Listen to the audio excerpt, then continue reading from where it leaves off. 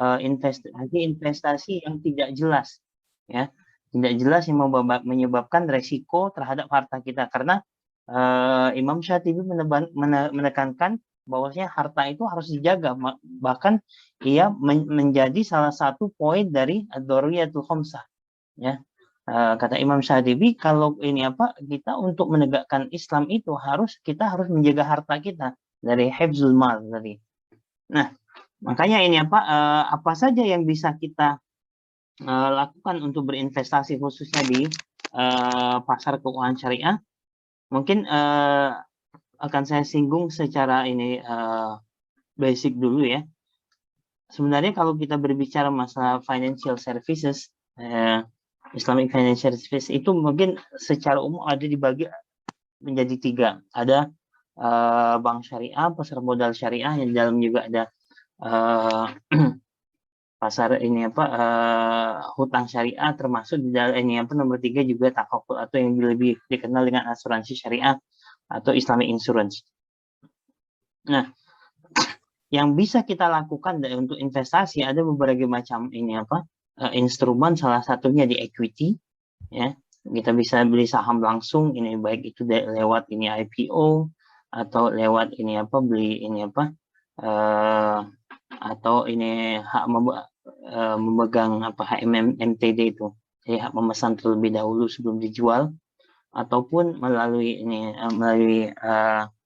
berbagai instrumen, atau misalnya juga ketika ada project melalui sukuk atau ada segala macamnya. Jadi ada equity, ada Islamic securities, ada mutual fund atau unit trust. Kalau di Malaysia disebut dengan unit trust, di US dikenal dengan mutual fund. Kalau Indonesia disebutnya reksadana, ya, reksadana syariah. Ada juga SMA, separate managed account, ada Islamic exchange traded fund, ada real estate investment trust Islamicnya. Ada juga venture capital and private equity yang sekarang lagi gencar-gencarnya, ya, karena banyak startup baru yang muncul, yang juga beberapa dari startup itu adalah startup yang sesuai dengan syariah, ya. Nanti akan kita bahas ini startup mana yang mungkin bisa kita investasi di dalamnya. Misalnya di Gojek, kira-kira Gojek itu sesuai dengan syariah enggak? Karena kemarin misalnya gabungan dari Gojek dengan Tokopedia itu, mereka membuat sebuah perusahaan induk holding namanya Goto. Mereka baru saja mendapatkan suntikan dana dari Abu Dhabi Investment Authority, ya, sebesar 400 juta US dollar atau sekitar 5,7 triliun. Ada juga derivatives, ada hedge funds, ada sukuk, dan sekarang juga yang lagi ngetrennya adalah cryptocurrency. Nah, ini nanti mungkin kita akan bahas kira-kira instrumen yang mana yang boleh kita lakukan investasinya dan mana yang nggak boleh. Ya, kenapa nggak bolehnya itu nanti mungkin akan kita bahas sedikit di dalamnya. Oke, sebelum kita investasi di pasar modal syariah itu, kita harus memastikan bahwasanya investasi yang kita ingin lakukan itu adalah perusahaan yang di bawah diatur atau diawasi oleh financial authorities setempat. Kalau misalnya di Indonesia adalah OJK, ya. Kalau di Timur Tengah ada namanya Capital Market Authority, ada, atau juga Central Bank, ya.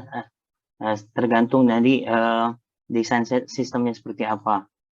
Ada juga yang central banknya gabung jadi satu menjadi financial authority, seperti misalnya di Saudi, sama misalnya Saudi Arabia Monetary Agency. Jadi haruslah kita memilih perusahaan yang itu diawasi oleh otoritas tempat. Karena kenapa? Kalau diawasi itu akan mengurangi resiko kita ditipu sama investasi abal-abal, ya. Investasi yang, karena banyak orang yang menawarkan investasi sebenarnya itu kelihatan menarik, padahal itu adalah tipuan, ya. Jadi kalau misalnya hal yang di luar kewajaran itu, kita harus lebih hati-hati lagi. Karena misalnya contoh sekarang, kalau ini kita ngelihat rata-rata ini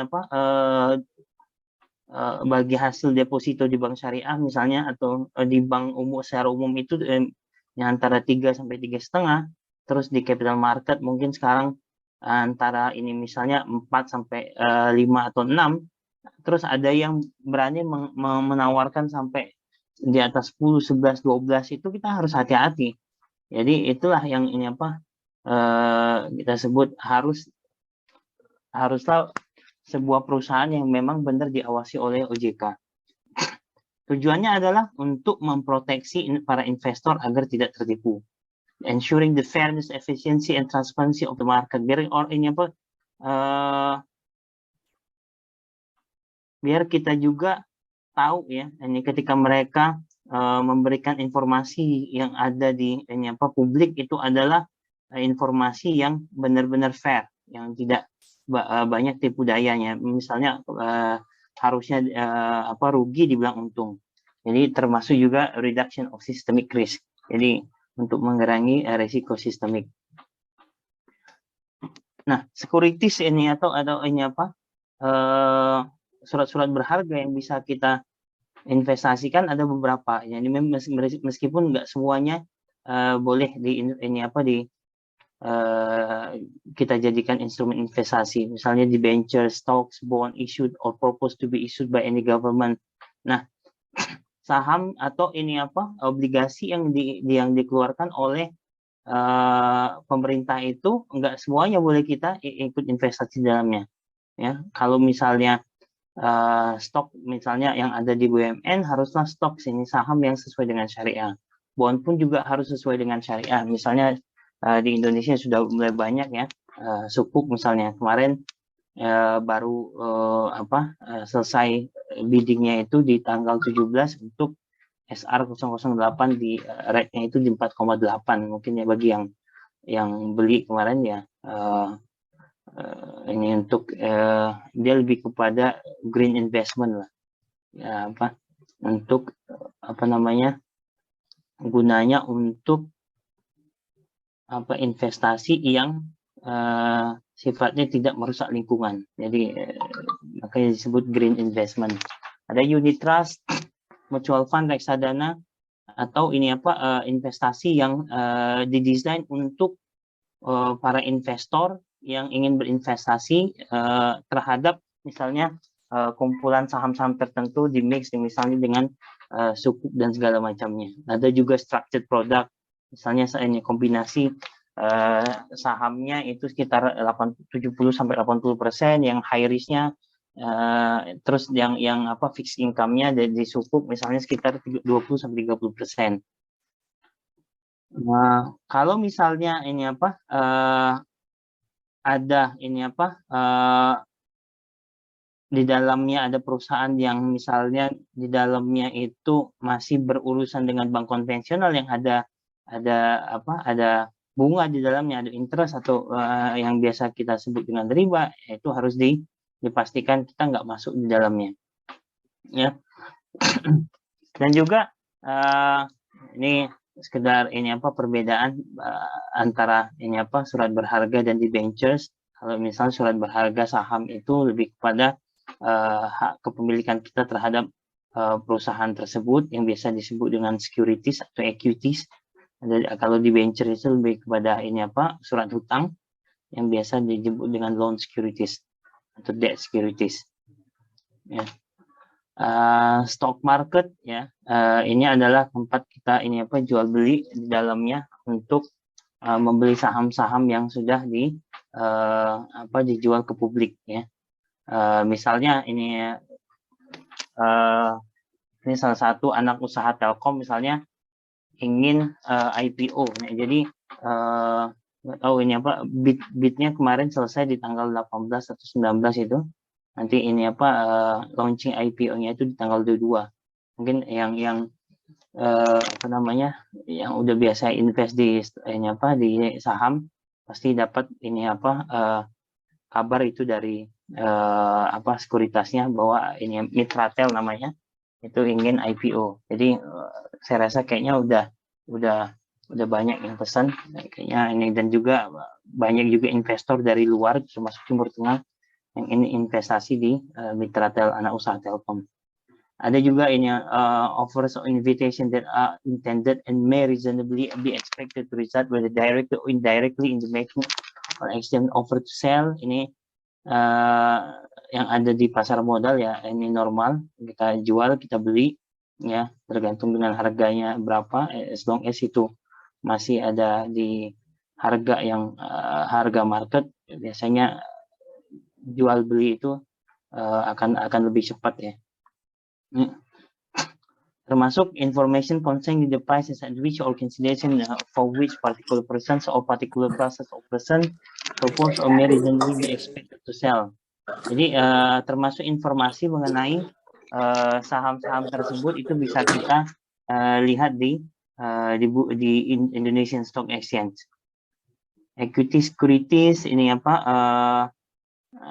Involves company share which represent part of the ownership. Kenapa ini apa? Kita investasi di saham ya, itu diperbolehkan karena itu adalah kepemilikan kita terhadap perusahaan tersebut berdasarkan persentase kepemilikan dengan hitungan yang sudah disesuaikan. Tapi juga perusahaannya ya harus perusahaan yang tidak bertentangan dengan nilai-nilai Islam. Ownership of equities will often entitle an investor a portion of company's profit through dividends. Jadi makanya kalau kita punya saham di perusahaan tersebut, kita bisa dapat dividen di dalamnya. Kalau misalnya ini presentasi kita besar, kita bisa juga memiliki voting right di dalamnya. Stok ini adalah definisi aja. Ini apa? Kita biasanya kalau ini apa di saham itu biasanya kita belinya adalah ordinary shares ya, karena ordinary shares ini adalah pemegang saham biasa yang tidak memiliki special treatment ketika terjadi misalnya perusahaan itu bangkrut, dia akan mendapatkan baik itu sisa hak atau sisa kewajiban tergantung dengan bagaimana perusahaan tersebut di akhirnya. Jadi ini yang diperbolehkan, ordinary shares. Nah, jadi yang tidak diperbolehkan adalah preference shares, termasuk ini apa International Islamic Fiqh Academy juga mengatakan preference shares tidak boleh. Apa bedanya ini ordinary share dengan preference shares? Kalau ordinary share itu sebagai pemegang saham biasa ya. Ketika misalnya perusahaannya collapse, dia memiliki tanggung jawab hak sebagaimana pemegang saham secara umum. Tapi kalau preference shares, ketika misalnya perusahaan collapse, dia didahulukan untuk mendapatkan haknya dibandingkan ordinary shares. Ini yang tidak diboleh karena ini against syariah rules and principle, karena hak dari pemegang saham itu harus equal. Oke. Dan ini apa ekspektasi orang untuk investasi di sahamnya itu adalah lebih kepada ini apa baik itu capital gain atau dividen atau keduanya ya. Kalau kita jual saham tersebut di kala waktunya naik ya kita dapat capital gain.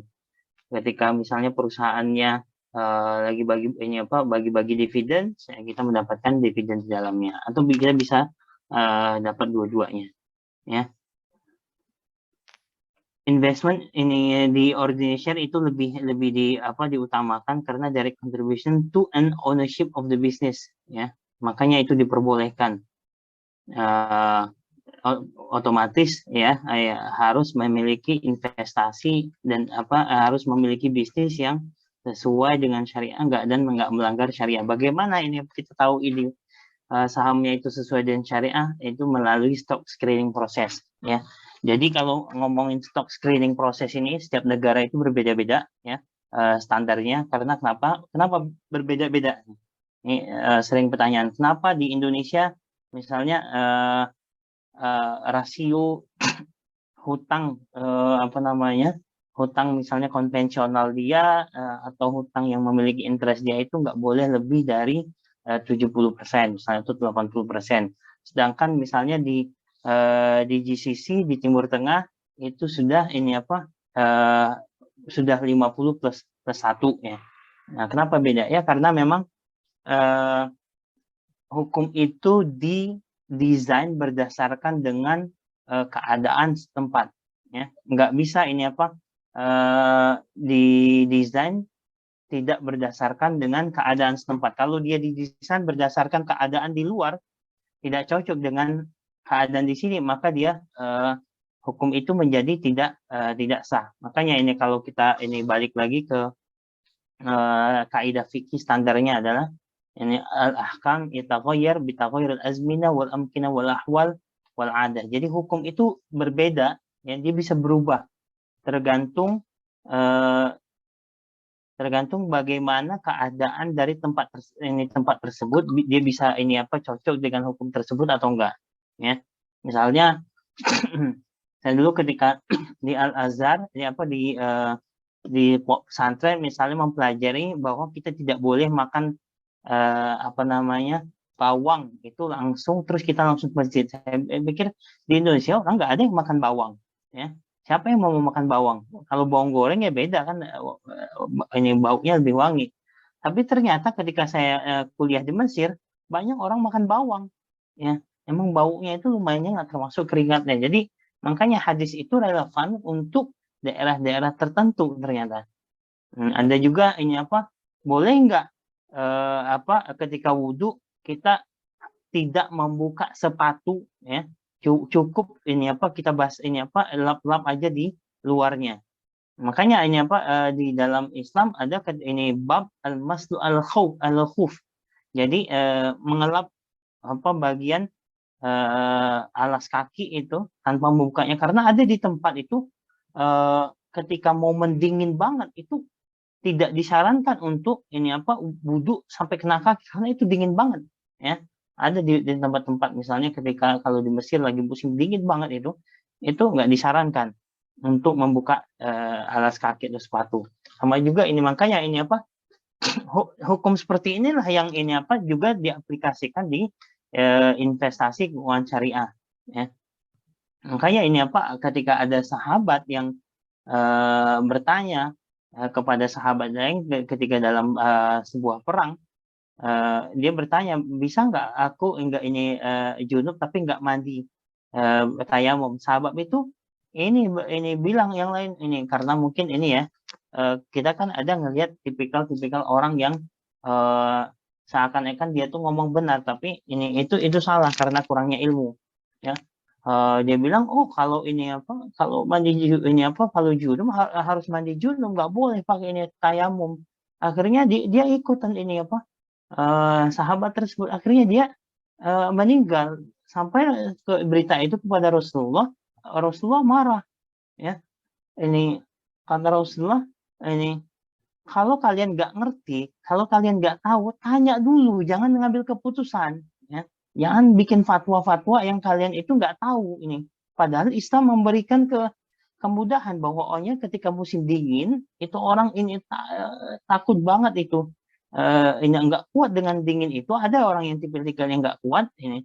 Saya juga termasuk orang yang nggak kuat sama dingin. Itu nggak bisa ini mandi. Ini kalau lagi musim dingin banget kayak contoh di Mesir, kalau di Oman masih mending kecuali ya tempatnya Om Budi yang suka camping itu di Jabal Hador, kalau lagi musim dingin banget dia pernah sampai di bawah 1 waktu itu dingin banget itu, ya. Nggak bisa ini ada nggak kalau nggak kuat nggak usah ini apa alas kaki dibuka karena itu bisa dingin banget. Nah makanya itu hukum itu tergantung di mana bagaimana kondisinya, dan makanya yang lebih tepat memberikan fatwa atau yang memberikan pendapat itu ada orang-orang yang memang mereka sudah menguasai usul fiqh, menguasai ini apa dalil-dalil yang berkenaan di dalamnya.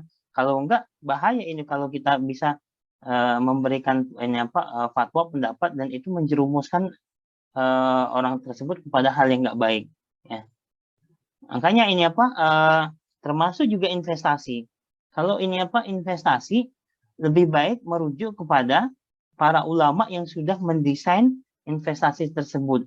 Ya, ada yang udah dikelompokkan oleh para ini apa kalau di Indonesia misalnya melalui Dewan Syariah Nasional, mereka sudah mengelompokkan itu bekerja sama dengan Indonesian Stock Exchange (IDX).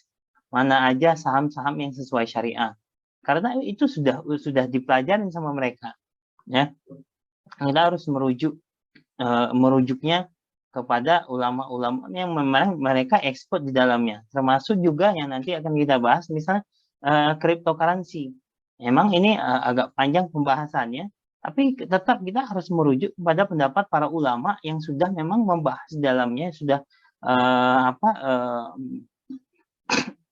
membuat penelitian mengenai cryptocurrency itu sampai detail, ya. Enggak hanya ini teori yang dibahas, praktiknya juga ada, ya, jelas ini apa.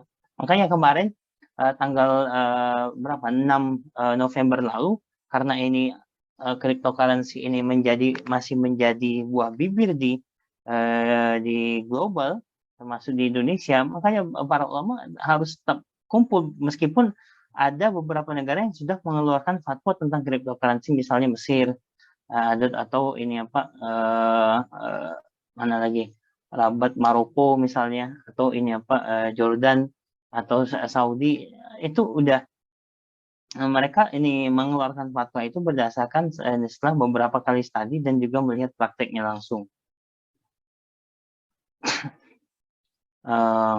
Okay.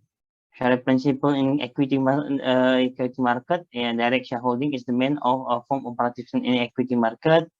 The share certificate signifies a form of capital contribution in company. More many. Okay. Nah, kalau kita udah sempat bahas ya, kenapa ini preference share ini itu nggak boleh? Karena ini apa hak dan kewajiban pemegang saham itu harusnya sama, tidak boleh ada yang didahulukan.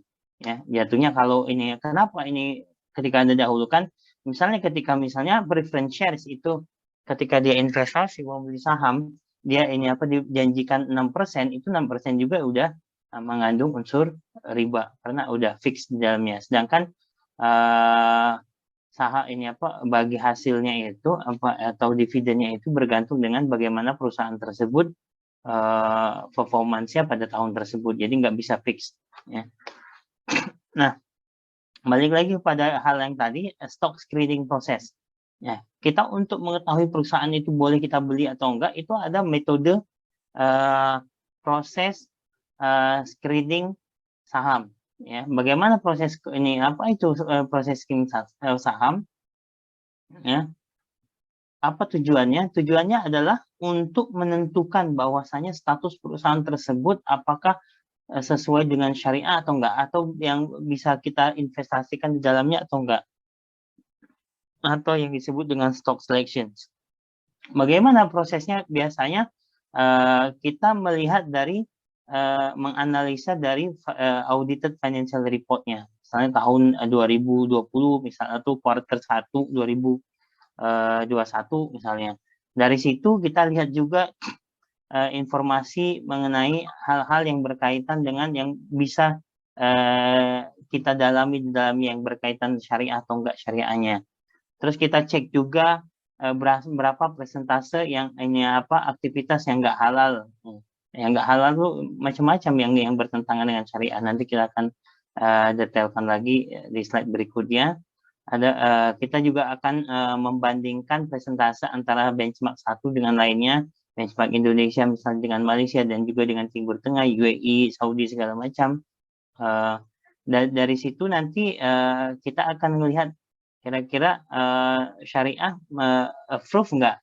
Kalau di Malaysia misalnya ini Syariah Advisory Council misalnya, kalau di Indonesia DSN, kalau di Oman namanya High Sharia Authority, UAE namanya Higher Sharia ini Board misalnya, compiling and publishing riset. Baru setelah itu kita mengatakan bahwa perusahaan ini bisa diinvestasikan dan sesuai syariah, atau misalnya perusahaan ini nggak sesuai syariah, kita nggak bisa invest di dalamnya.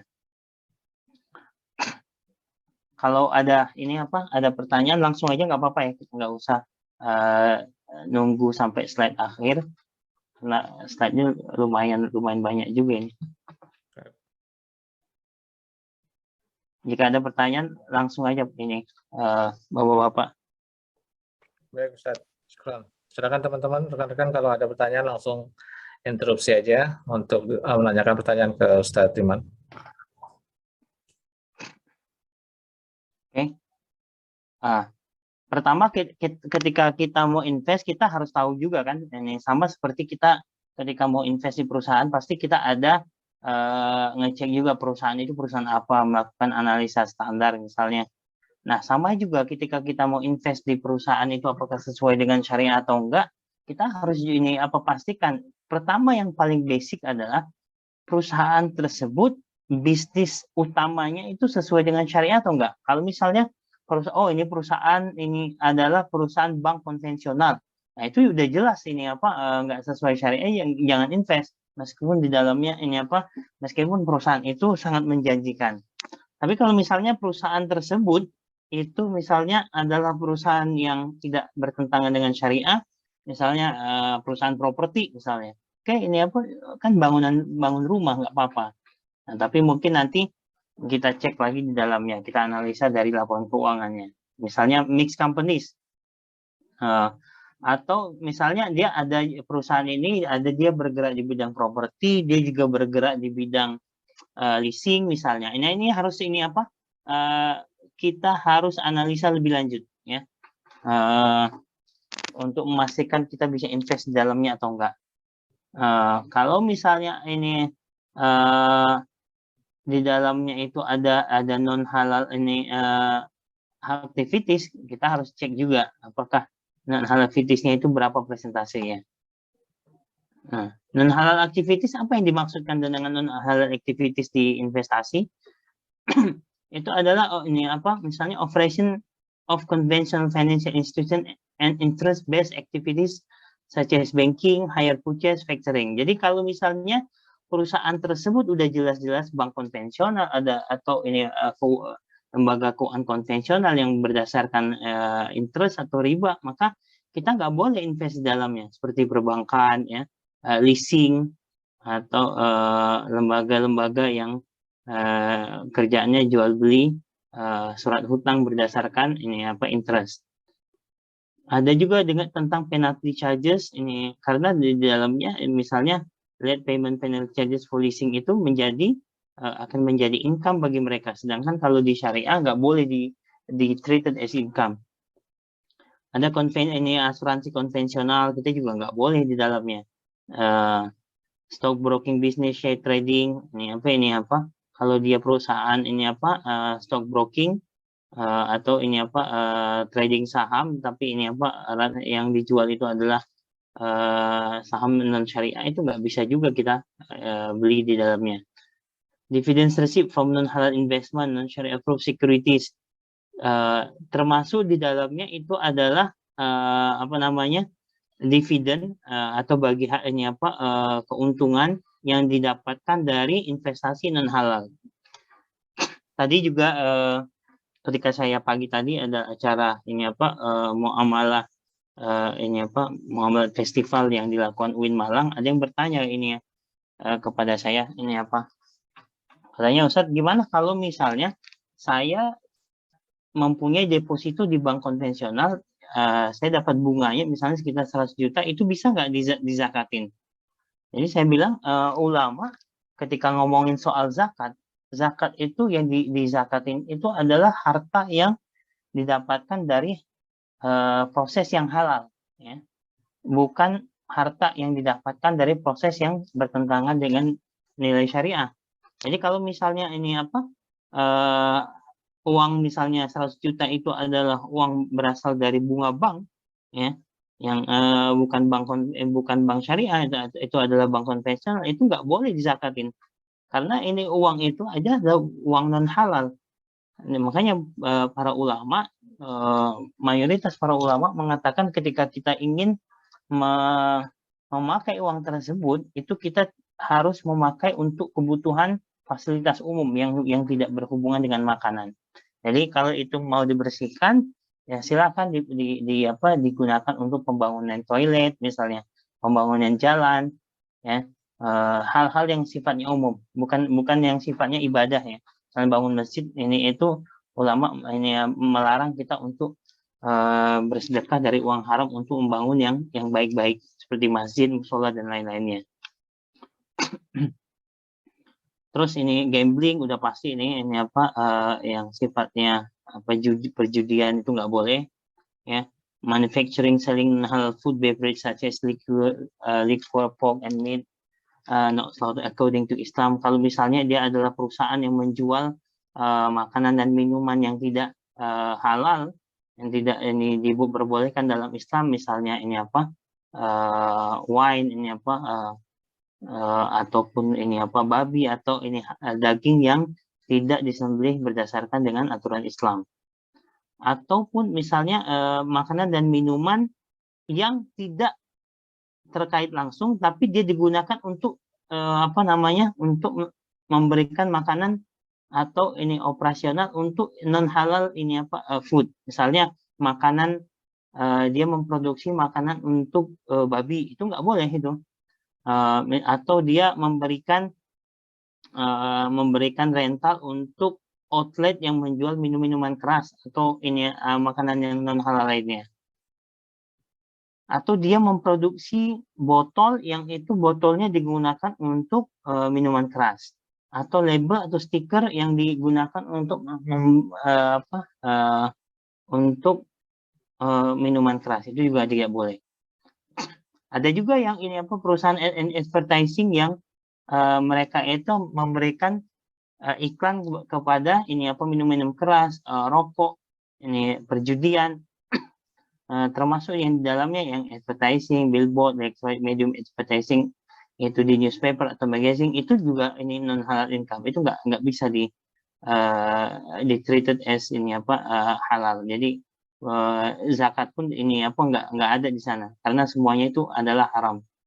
Organizing, operating immoral entertainment, ini bahkan para ulama juga masih menyebutkan bahwasanya entertainment activity seperti konser, ini pub, disco, karaoke center itu adalah itu masih masuk non halal activities.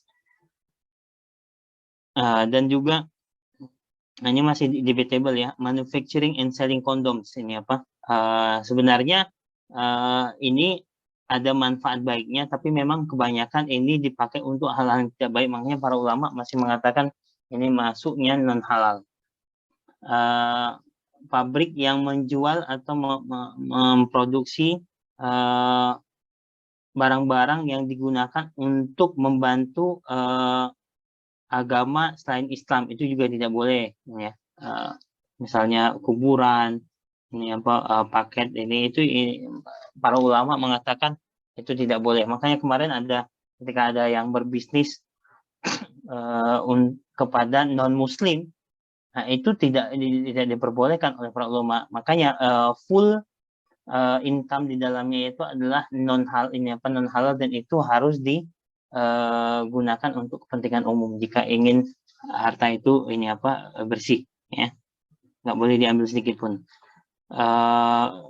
Termasuk ini apa produksi dan distribusi rokok juga ini tidak ini bukanlah perusahaan yang halal. Ini park permainan ini juga masih ini apa dikatakan para ulama juga masuk non halal.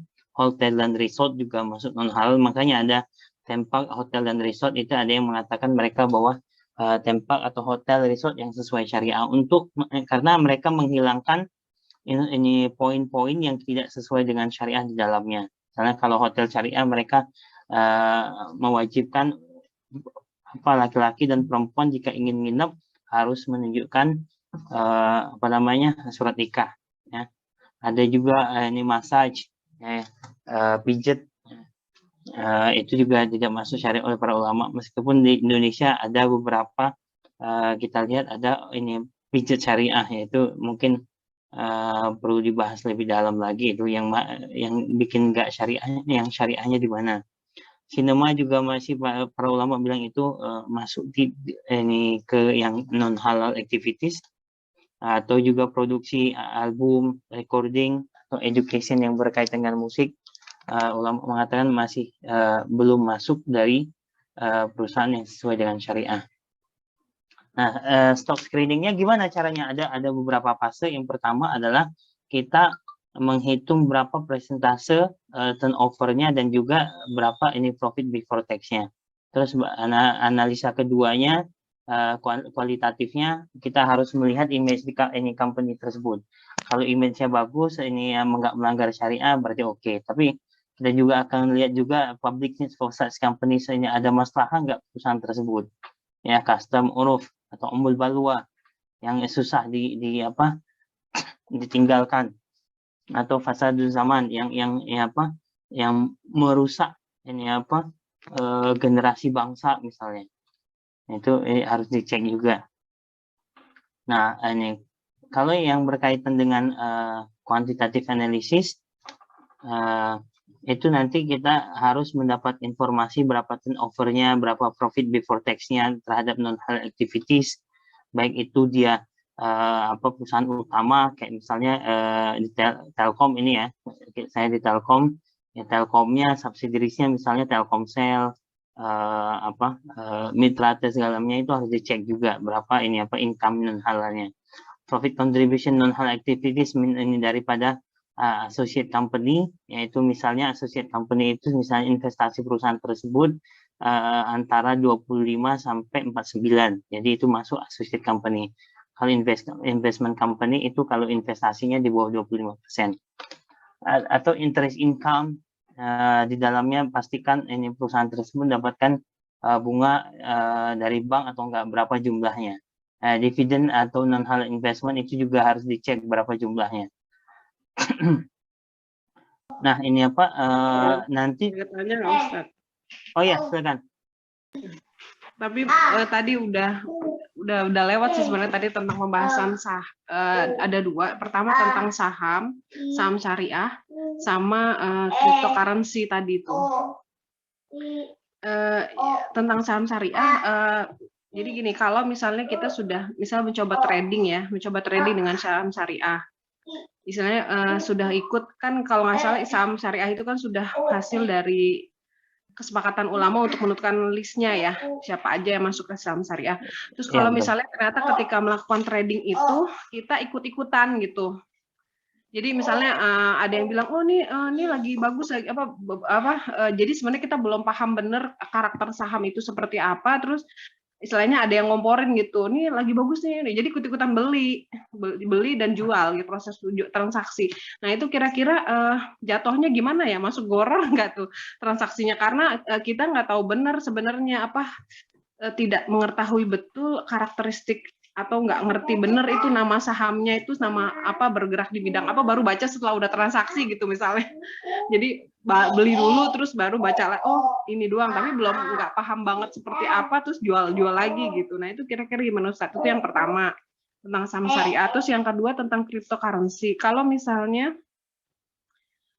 kan memang sudah ada ulama yang kalau di Indonesia saya lihat sudah diharamkan ya. Kalau misalnya ada suatu perusahaan gitu ya, mungkin dari luar gitu, nah dia menawarkan imbal jasa tapi modelnya pakai melalui cryptocurrency gitu loh. Jadi imbal jasanya misalnya nanti akan dapat fee-nya gitu, misalnya pakai cryptocurrency nanti bisa diuangkan ke rupiah gitu. Nah itu kira-kira gimana Ustaz? Itu aja sih, terima kasih. Oke. Terima kasih Bu, pertanyaan menarik sekali ya. Untuk masalah saham syariah ini, kalau misalnya yang paling aman adalah kita ketika ada yang mengajak beli atau jual, itu adalah pastikan itu adalah saham yang tercatat di Indonesian Sharia Stock Index atau dulu yang disebut Jakarta Islamic Index. Nah, kalau misalnya saham yang kita beli itu adalah masuk di listed itu, otomatis itu udah melalui penyaringan. Nah, kalau kita beli, mau kita tahu atau enggak, ini kita pelajarin dulu atau enggak, ya itu kan masalah ini ya, keputusan investasi, enggak masalah syariah atau enggaknya. Tapi kalau yang kita beli itu adalah saham syariah, insya Allah ini khair lah, apa yang kita dapat di dalamnya juga tidak masalah ya. Jadi tinggal pastikan aja perusahaan tersebut, saham tersebut adalah masuk di dalam indeks saham syariah atau tidak. Kalau kita mau jual beli kapanpun selama itu syariah, ini nggak masalah ya, karena nggak ada nggak ada benchmarknya kapan harus di hold, kapan harus dijual, itu nggak ada ini. Selama yang dibeli itu adalah halal, mau dijual lagi pun itu halal, kecuali ya kecuali yang kita lakukan itu adalah bai'un najas ya, mendesain, itu pun sudah dibuat regulasinya oleh ini Indonesian Stock Exchange ya, ini OJK. Kalau misalnya ada sekelompok orang yang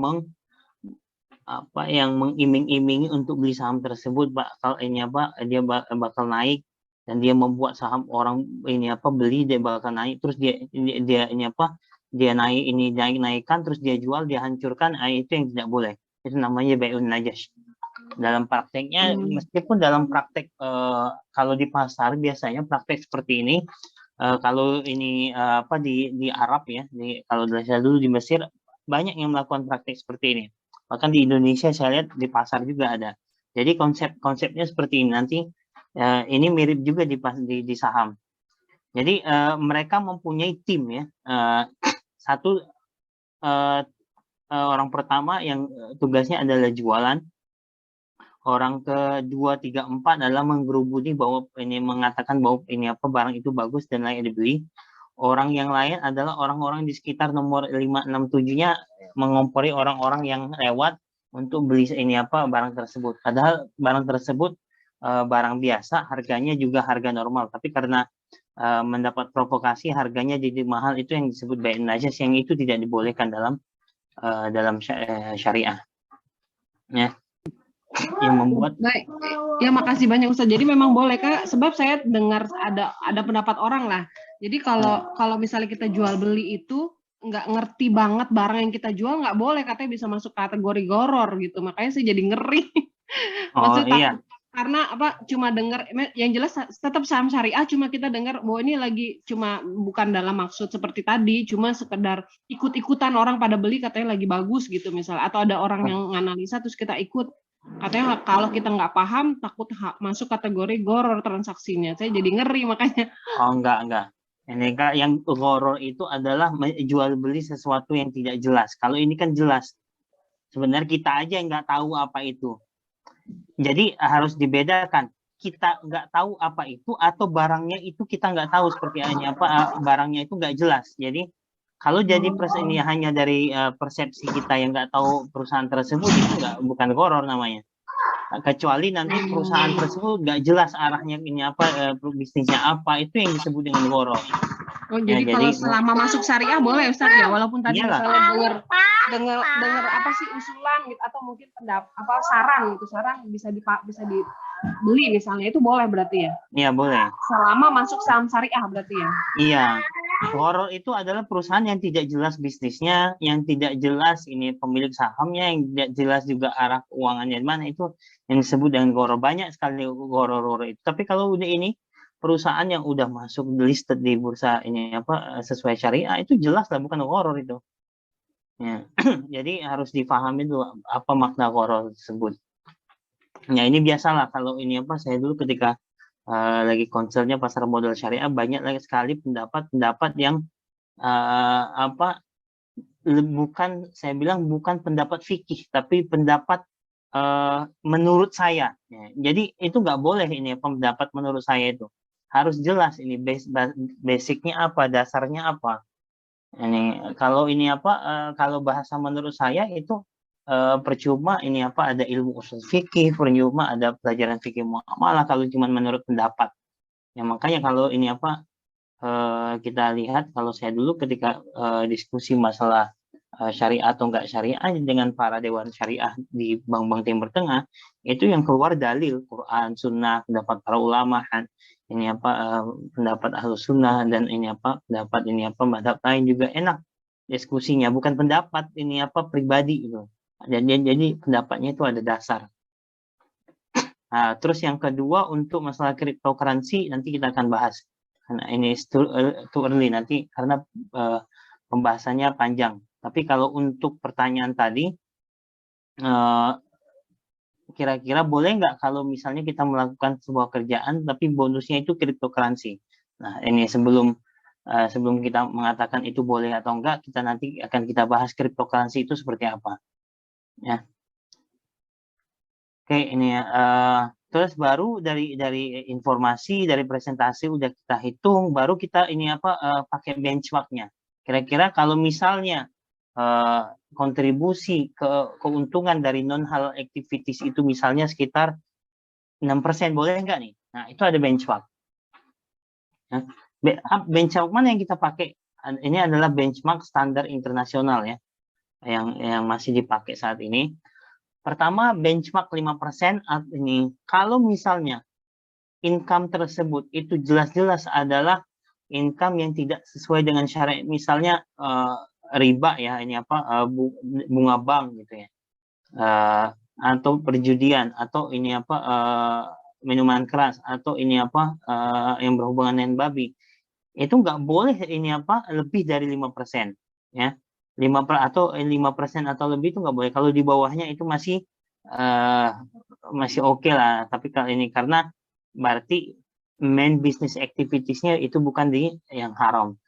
Atau 10% itu adalah prohibited element affecting most people, difficult to avoid. Misalnya tobacco ya, yang berkaitan dengan rokok dan segala macamnya, atau pemasukan dari bunga deposito ya. Kalau misalnya dia 10% lebih, maka itu tidak boleh. Tapi kalau masih di bawah 10% itu masih acceptable. 20% itu adalah from non-syariah compliance rental income. Kenapa ini lebih spesifik? Karena kayak misalnya supermarket itu mereka menyiapkan rak khusus untuk produk-produk yang tidak halal. Nah, itu boleh atau enggak? Ini standar bolehnya itu enggak boleh lebih dari 20%. Atau 25% misalnya. Sebenarnya itu boleh sebenarnya ini bisnis tersebut, tapi yang bikin nggak boleh ada beberapa aktivitas di dalamnya menyebabkan dia itu tidak boleh. Hotel itu sebenarnya untuk tempat nginap, tapi karena hotel itu banyak dipakai untuk yang nggak baik, misalnya seperti pesta yang nggak yang di dalamnya ada alkohol segala macam, itu yang membuat hotel resort itu nggak boleh. Share trading, stock broking ini karena kebanyakan yang diperjualkan itu adalah non syariah bisnis, makanya itu tidak boleh gitu. Nah, ini fase kedua adalah qualitative analysis ya. Kita harus juga melihat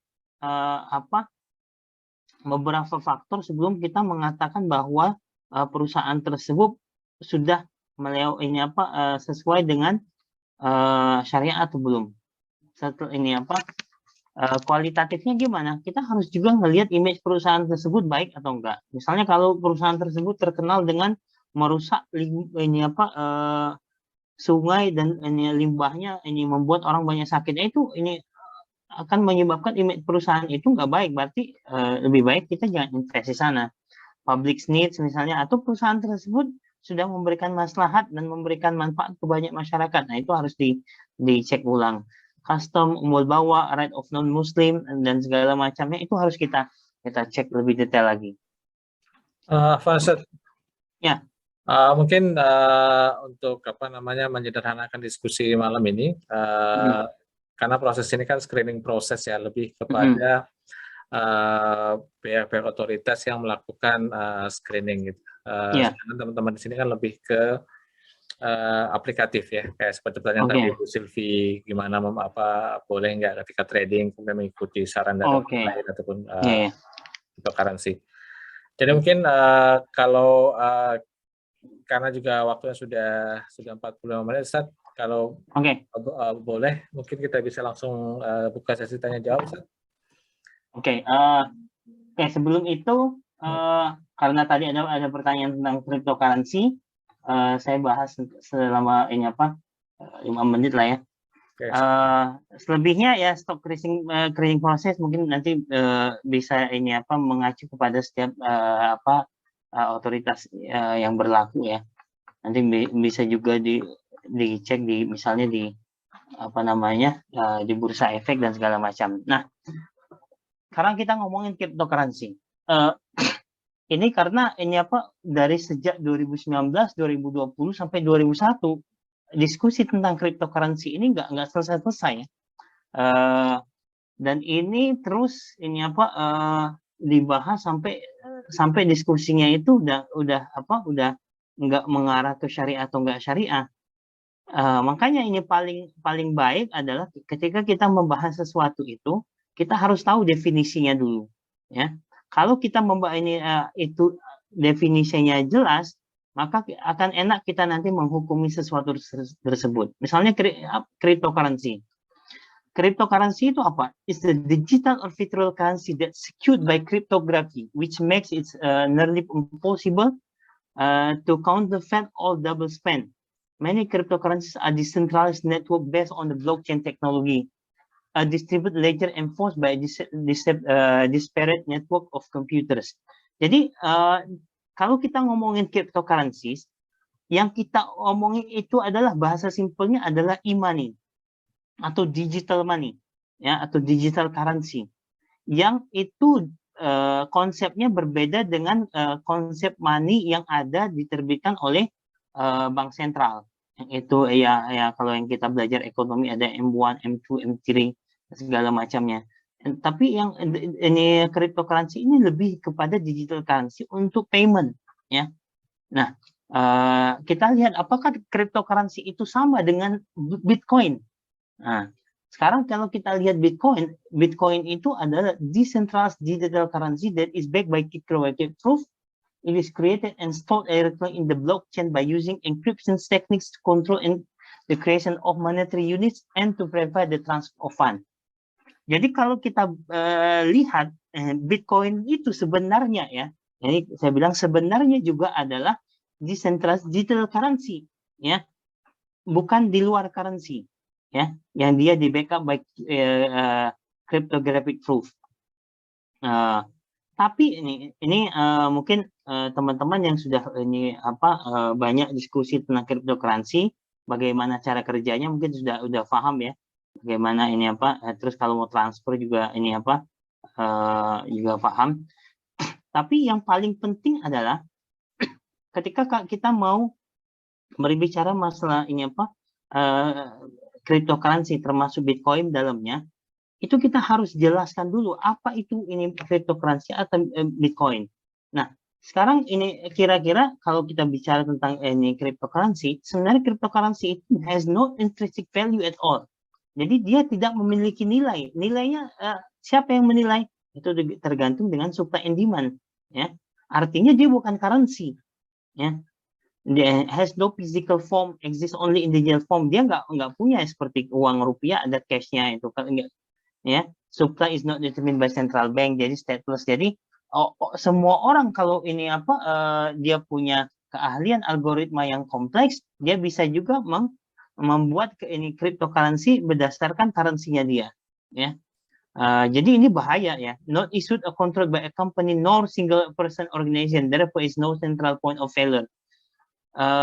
Katanya ini karena nggak dikontrol ini, jadi nggak akan ini fail ini bahwa currency tersebut akan ini akan nggak ada nilainya. Siapa bilang?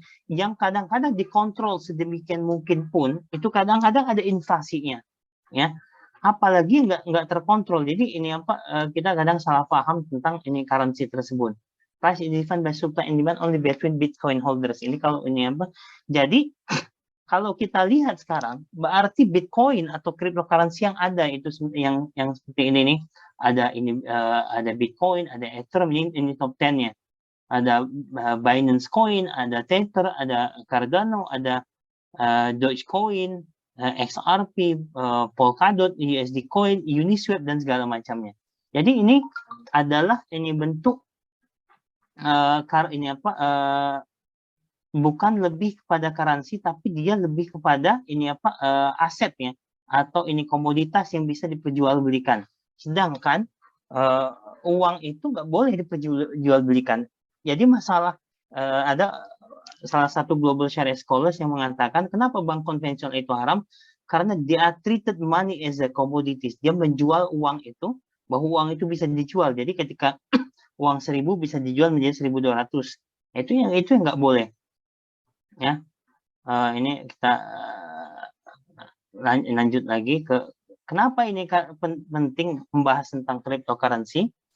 Karena ini memang bahayanya sesuatu hal yang kita nggak tahu dalamnya itu seperti apa.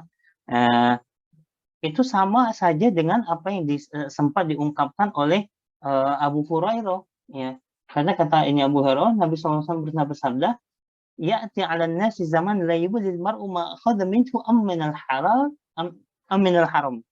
Kita itu kadang-kadang akan datang di sebuah zaman kita tuh nggak care itu halal atau haram, ya.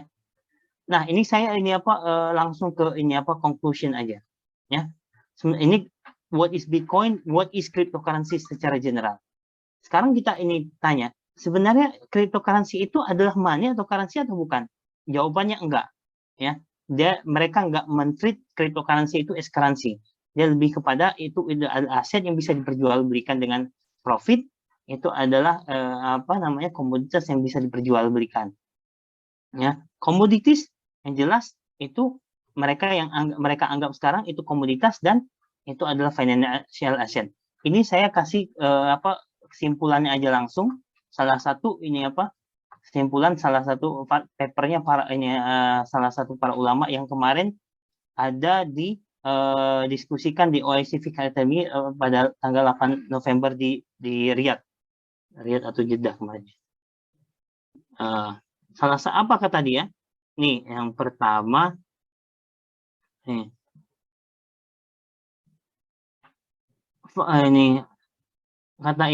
Kata ini salah satu global scholar, fakullu mu'adin tu'addi ila akli amwalin nas bil batil atau tu'awil ila huquqi khusumi wa niza'i min khilal jahala fa innaha takuna hina idzin mimma haramatul Islam al-hanif huffadan ala amwalin nas wa istiqrar mu'amalatihim. Jadi setiap muamalah yang menyebabkan orang itu makan harta orang lain secara batil yang tidak ada transaksi di dalamnya, yang tidak ada kalau kita jual beli handphone itu ada manfaat di dalam handphone, itu ada manfaatnya, bukan uangnya. Handphone itu ada manfaatnya. Dan ini nggak menyebabkan orang itu makan harta yang lain dengan. Tapi kalau currency ditradingkan itu hanya dengan apalagi cuma digital yang itu kalau sistem merusak udah hilang semua itu. Itu termasuk kata para ulama itu adalah memakan harta orang lain dengan cara batil. Ya, kemarin ada salah satu cryptocurrency yang baru dipublikasikan, dijual, itu cepat nilainya, cepat juga tuh ini naiknya, cepat turunnya, cepat akhirnya hilang. Ya, karena nggak jelas, karena ibaratnya supply and demand-nya udah selesai. Tanian kata paper ini saya jadi cuma copy paste aja nih. Innal muttafaq alaihi bi khususil umalat ar-raqmiyah annaha umalatun iqtiradiyah yatimu tawliduha min khilal mu'adalatin raqmiyah سوبية من قبل أشخاص غالبا ما يكونون مجهول الهوية وهذه جهالة مؤثرة في إطلاق الحكم الشرعي. Cryptocurrency ini katanya jelas-jelas nggak ada yang membackup kalau dia ini mempunyai nilai. Berapa nilainya? Itu kalau misalnya nanti ternyata nilainya tiba-tiba jatuh, nggak ada yang membackup. Karena ini nggak jelas. Karena ini banyak ignorance ya, banyak yang ketidakjelasannya. Bahkan kata dia yang poin ketiga, la innahu la yujid dhamin aw marja' tarji' ila hadhihi al-raqmiyah. Ay umalat iqtiradiyah ibtaqarat min khilal ashkhas majhulin. Jadi currency ini adalah currency yang dibuat berdasarkan konsep algoritma yang kompleks yang itu diperjualbelikan oleh orang-orang yang mengerti tentang blockchain tadi, ya. Padahal di dalamnya itu nggak ada yang memberikan garansi bahwa uang tersebut akan laku untuk selalu diperjualbelikan. Dan yang poin terakhir katanya nomor 4, innal mafasid al-mutarattiba 'ala tadawul hadhihi al-umalat ar-raqmiyah kabiratun jiddan. Ini cryptocurrency ini kalau kita tidak benar-benar aware di dalamnya, itu akan menyebabkan kerusakan yang sangat besar, karena ini akan merusak ekonomi, nggak hanya ekonomi sekitar, termasuk ekonomi orang-orang yang bertransaksi dalamnya, ya. Jadi mungkin itu aja ini poin pentingnya. Nah, menjawab pertanyaan tadi, kalau misalnya hadiahnya cryptocurrency, disarankan lebih baik ya harusnya currency yang sebenarnya bukan kripto ya. Karena ini para ulama sudah menjelaskan bahwa kripto ini adalah sesuatu yang dilarang ya. Banyak juga yang karena kehilangan uang karena invest di kriptonya ya ternyata nggak sekuat Bitcoin sama USD coin tadi yang karena supply demand-nya masih banyak. Kalau supply demand-nya masih banyak, dia masih ada di sana. Kalau hilang ya udah hilang. Oke, berarti sarannya nggak diambil ya Ustadz ya? Sarannya nggak usah ya? Sarannya nggak usah bertransaksi, ya nggak usah ini. Karena urusan dengan cryptocurrency itu para ulama sudah mengatakan tidak diperbolehkan. Jadi seperti itu, Bu. Ya, baik, makasih Ustaz. Mudah-mudahan jelas ya Bu Sylvie. Jazakallah khairan Ustaz, terima kasih untuk ulasannya malam ini.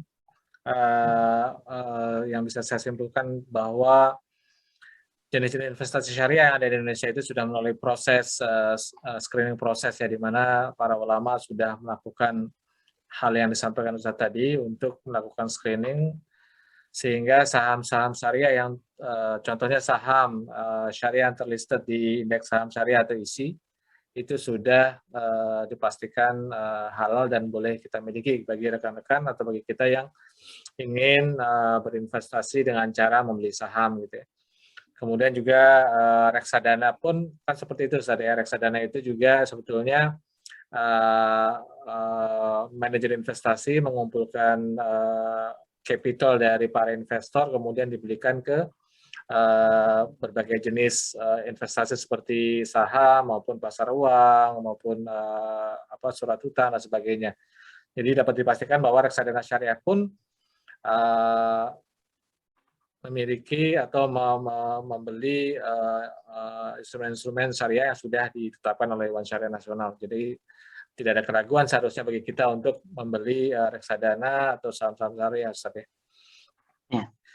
Kemudian untuk kripto tadi untuk saat ini seperti disampaikan Ustadz, ulama sudah bersepakat bahwa cryptocurrency sudah dihukumi tidak diperbolehkan karena hal-hal yang tadi seperti disebutkan Ustadz tidak memiliki dasar, kemudian juga sangat fluktuatif dan cenderung merugikan investor gitu ya. Baik, rekan-rekan bagi ada yang ingin bertanya dipersilahkan untuk bertanya kepada Ustadz tentang jenis investasi apa aja yang terpikir di benak rekan-rekan yang ditanyakan agar bisa langsung diklarifikasi oleh Ustadz. Gitu. Silakan. Dipersilakan.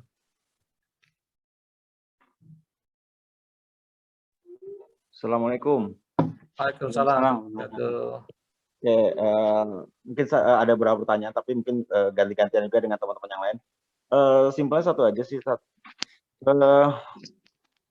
ada salah satu real investasi walaupun mungkin nggak besar ya, adalah di bisnis kos-kosan. Salah satu yang kita memang sudah berusaha meminta dari surat nikah dan yang lainnya. Tetapi pada saat mereka semacam mungkin bilangnya sih nikah siri, apakah lebih baik kita tolak atau gimana ya? Jadi agak serba salah gitu loh. Untuk yang nikah siri, apakah kita harus meminta sampai ke surat buku nikah yang diakui oleh negara, atau nikah siri pun sebenarnya basically-nya ya nggak ada yang tahu, hanya dia dan Tuhan mungkin ya yang tahu. Gimana nih untuk bisnis kos-kosan seperti ini, Ustaz? Nah, langsung jawab. Silakan Ustaz, langsung jawab aja. Oke. Ini memang kalau kita merujuk kepada fikih secara murni, bisnis ini nikah siri itu adalah nikah ya. Tapi kalau yang backgroundnya mungkin di Kementerian Agama, mereka kan bilang nikah itu yang harus terdaftar di negara. Nah ini lumayan membingungkan juga, kita mau ambil fikih murni atau fikihnya Kementerian Agama. Tapi saya baca berita beberapa minggu yang lalu, jadi bagi yang nikah siri itu mempunyai surat nikah juga ya. tapi nikahnya enggak tercatat di kemudian, tapi dia mempunyai surat bahwa mereka itu nikah siri. Jadi kalau berhubungannya sama kos-kosan, nanti balik lagi ini manfaat tadi screening proses tadi.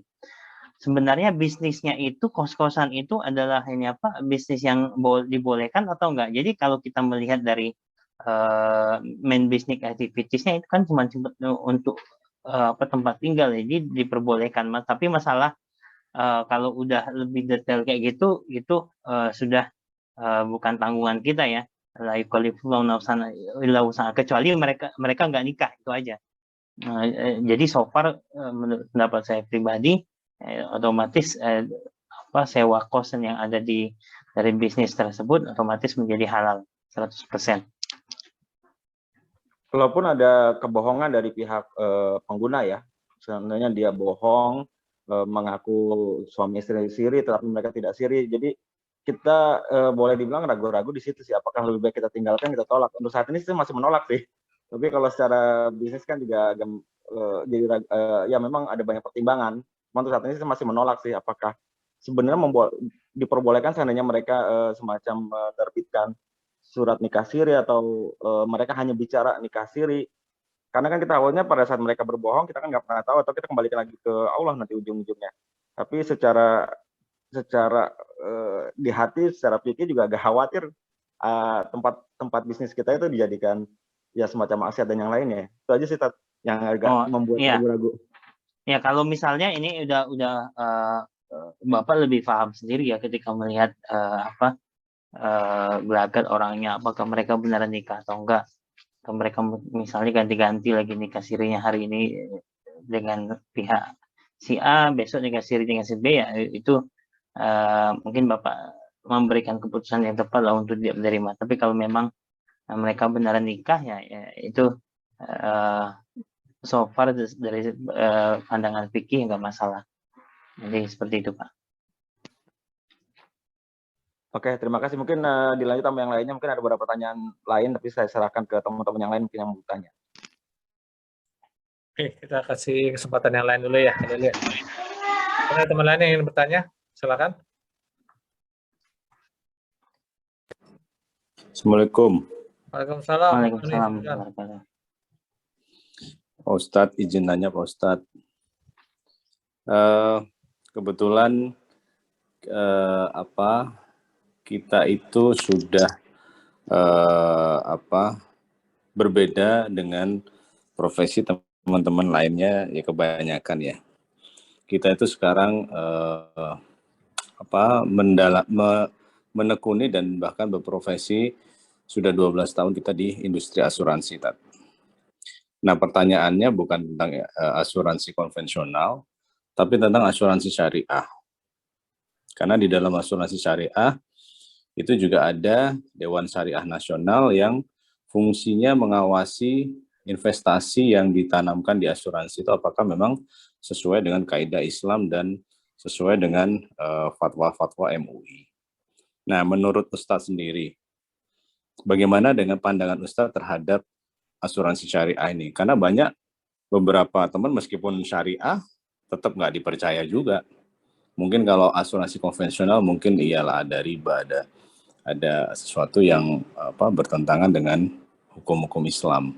Tapi mengenai asuransi syariah sendiri, bagaimana menurut Ustadz nih? Terima kasih Ustadz. Assalamualaikum warahmatullahi wabarakatuh. Waalaikumsalam warahmatullahi wabarakatuh. Ya, kalau mengenai ini masalah yang lebih berat daripada syariah ya, adalah kepercayaan. Karena saya dulu juga sempat di asuransi syariah takaful, sempat beberapa waktu, memang memahamkan orang tentang asuransi syariah itu tidak semudah memahamkan orang tentang bank syariah. Ya, karena beberapa kali kita bahkan harus audiensi dengan para kiai yang mengatakan bahwa meskipun syariah, asuransi jiwa itu tetap haram. Jadi itulah tantangan kita dulu. Jadi kita juga sempat ngobrol sama kiainya, saya jelaskan, saya backgroundnya juga fikih, saya bilang saya juga sertakan pendapat para ulama, baik itu para ulama klasik atau ulama yang kontemporer yang ada sekarang, kenapa ini asuransi syariah itu diperbolehkan, kenapa ini yang konvensional yang tidak diperbolehkan. Karena ini kita jelaskan juga basicnya kenapa, dasarnya kenapa. Alhamdulillah setelah itu kita mendapat kepercayaan bahwasanya bahkan dia menyuruh santrinya, kamu harus perjuangkan ini asuransi syariah. Jadi kepercayaan itu memang nggak mudah ya didapat. Makanya ini ketika kita berbicara masalah trust, ini adalah sesuatu yang paling mahal. Makanya ini sesuatu yang harus dijaga oleh sebuah perusahaan itu adalah sum'ahnya kalau dalam bahasa Arab, atau ini sum'ah itu bahasa Indonesianya apa ya? Bentar, lupa bahasa Indonesia. Minta dipuji. Citra perusahaan. Nah, ada bahasa Indonesia. Kadang saya lupa. Ya.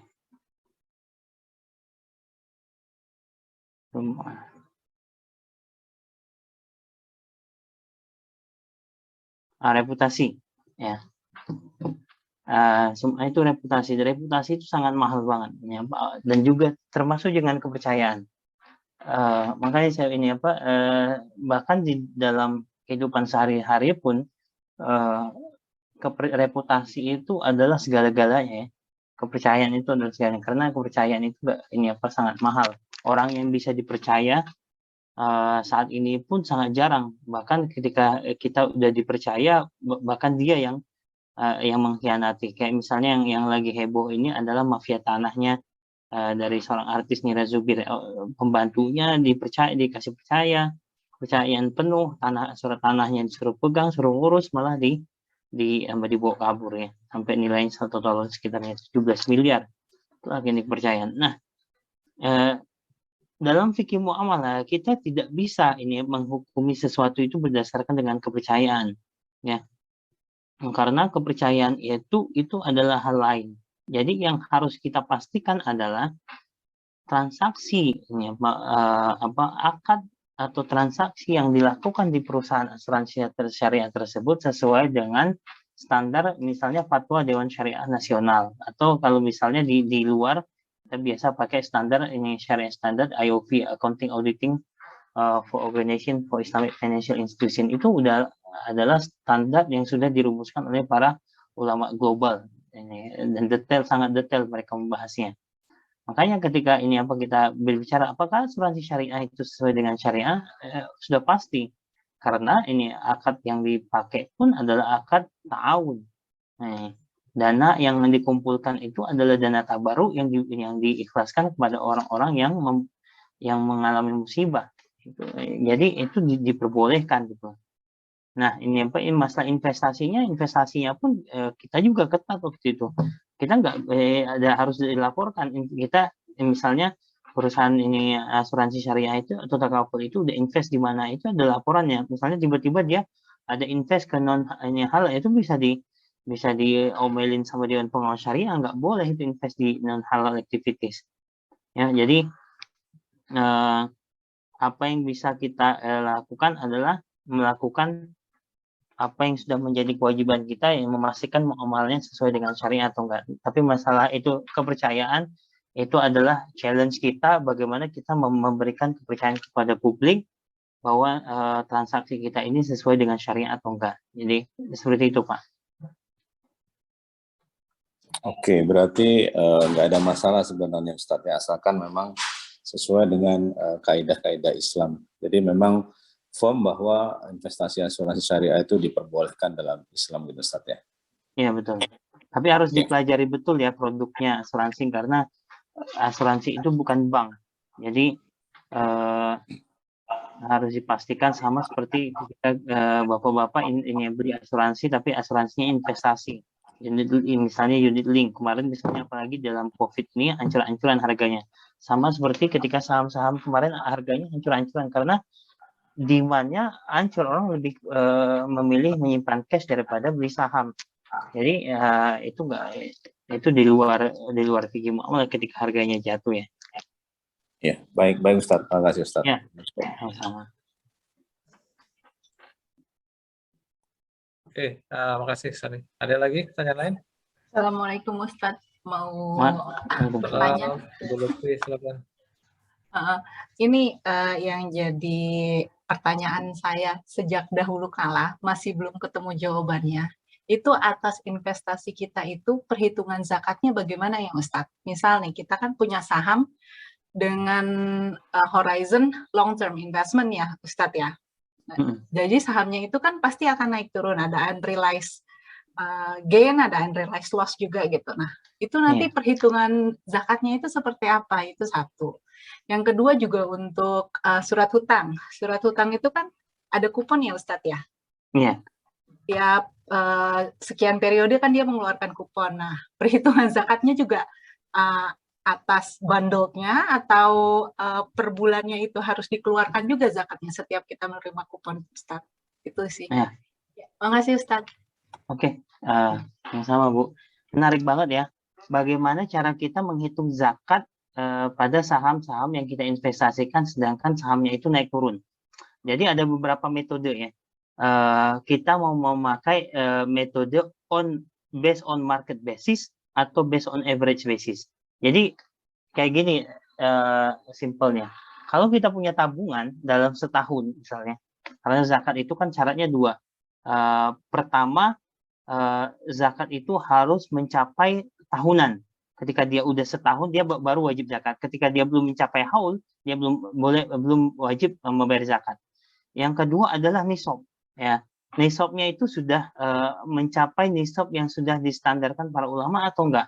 Misalnya nisabnya standarnya adalah 85 gram emas. Misalnya harga emas, contoh aja nih, harga emas hari ini 1 juta per gram, berarti 85 gram itu adalah 85 juta. Kalau misalnya belum mencapai 85 juta, berarti enggak wajib zakat.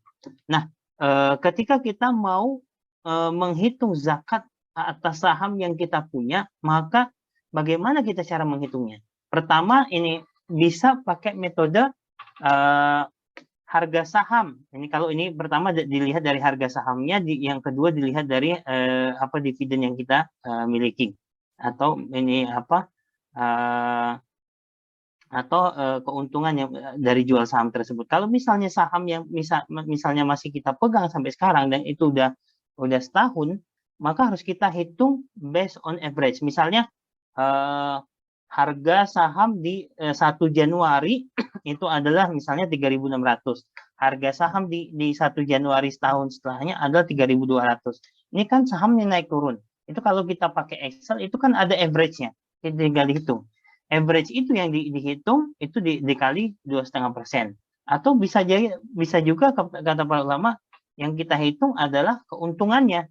Jadi berdasarkan ini berapa hasil dari keuntungan saham tersebut. Misalnya ketika kita bagi dividen, ya dividen itu kan misalnya udah masuk dari nisab yang sudah disesuaikan misalnya 85 juta. Kalau misalnya kita dapat misalnya 86 juta, ya tinggal dikali 2,5%.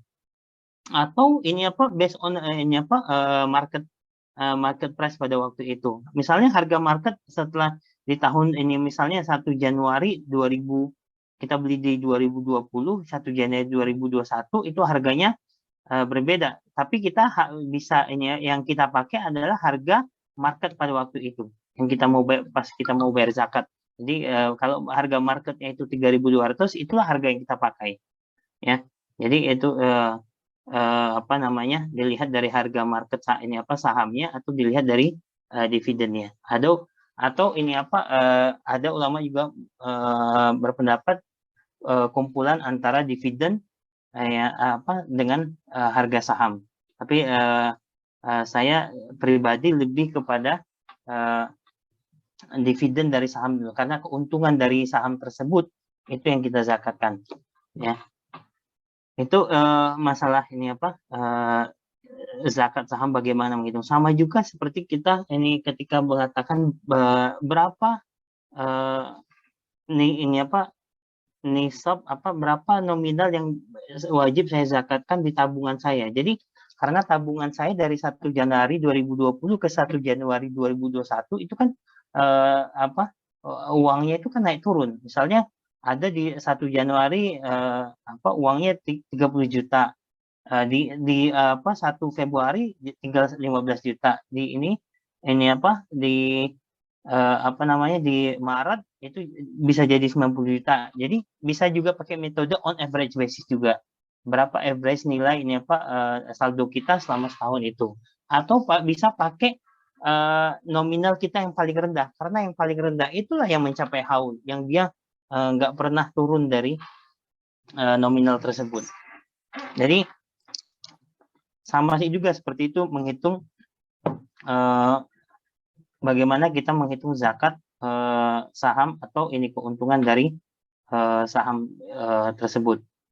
Terus yang kedua tadi tentang apa, Bu? Lupa saya. Surat hutang. Surat utang, Ustadz. Surat hutang? Kalau misalnya kita punya surat hutang, kita beli ori atau beli sukup gitu. Nah, itu atas kuponnya itu zakatnya gimana gitu, Ustadz? Oh, kalau misalnya itu adalah sukup yang sesuai dengan syariah, maka zakatnya adalah 2,5% yang seperti yang zakat penghasilan seperti yang disepakati oleh para ulama. Jadi di kuponnya itu adalah 2,5%. Tapi kalau mau cari aman, bisa juga pendapat para ulama yang mengatakan kalau misalnya investasi kita 100 juta, ini keuntungannya 20 juta, 120 juta itu dikali dengan 2,5% misalnya, ya. Jadi itu yang dihitung, misalnya 125 kali 2,5%, maka ini zakatnya adalah 3.125.000. Jadi seperti itu hitungnya. Oke, Ustadz, terima kasih. Atau yang kalau 25 jutanya aja ini yang dizakatin dikali 2,5%, maka zakatnya 625.000.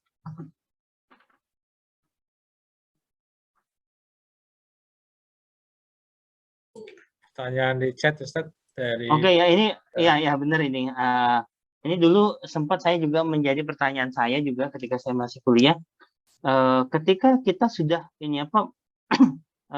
karena saya prinsipnya zakat itu dikeluarin ketika saya gajian ya. Karena kalau nunggu setahun kadang-kadang berat juga, ini sifat manusia itu. Jadi saya berusaha menghilangkan gimana supaya sifat manusia kita ini tereliminasi, nggak mau ngeluarin yang gede. Jadi ketika setiap gajian saya langsung hitung tuh berapa 2,5%-nya. Oke, 2,5% sekian, langsung ini dibagikan misalnya untuk ke pos 1, pos 2, pos 3. Jadi ini ketika sudah setahun harta kita itu udah bersih. Jadi yang harta yang dari gaji itu nggak perlu lagi dizakatin karena udah kita keluarkan zakatnya. Jadi kalau ada yang juga yang mau nunggu setahun juga boleh, ya. Karena dua-duanya pendapat diperbolehkan dan nggak melanggar. Misalnya udah setahun terkumpul misalnya, jadi totalnya yang sisanya itu adalah misalnya gaji Pak Budi misalnya 50 juta gitu misalnya sebulan di Indonesia. Nah, kaliin aja 2,5%-nya. Atau ini Pak Budi mau nunggu setahun, sisanya misalnya ternyata tinggal 300 juta, 300 jutanya aja kali 2,5%, itu contoh aja. Jadi bebas ya mau menghitungnya seperti apa. Ataupun ada juga pendapat ulama zakat itu adalah harta sisa dari kebutuhan normal ya. Ini bahasa kebutuhan normal itu tergantung dengan kebutuhan kita, bukan kebutuhan mewah ya. Kebutuhan normal itu misalnya kebutuhan makan kita 3 juta, ya udah 3 juta itu dikurangi dari gaji. Atau ini plus ini transport ini misalnya 1 juta sampai 2 juta. Terus ini biaya kuliah sekolah anak sekian, itu dari normal itulah ini sisanya itulah yang dihitung zakat. Ya. Jadi seperti itu. Jadi bebas mau ngambil yang mana aja karena para ulama mempunyai dasar masing-masing.